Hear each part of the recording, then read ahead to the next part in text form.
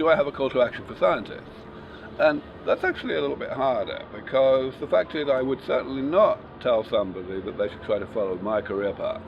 My career path was so utterly dependent on so many pieces of luck that, What do you define as luck? meeting the right woman at the right party, things like that. Okay. There's no way I would have got into the biology of AD if I hadn't met Adelaide. I question that.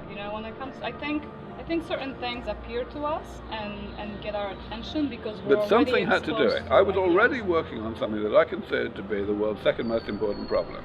So I needed the only thing that changed my mind was one piece of information, namely that the people that I thought were working on the world's most important problem were actually not. Now, I might very well have come across that item of information 10 years later, but that would have been 10 years later. Do you see your life as a big experiment?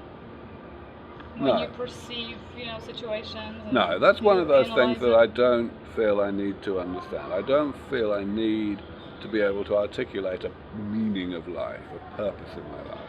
I just know who I am. It's what I like to spend my life doing, is making a difference. And I have the enormous privilege to have been able to get into a position where I'm making a hell of a difference. So how does that work if you yourself don't need the understanding why you're doing something? Well, I do need it up to a point. The point is I do need it up to a point, in the same way that I was saying I needed to understand why I didn't want to play the piano, right?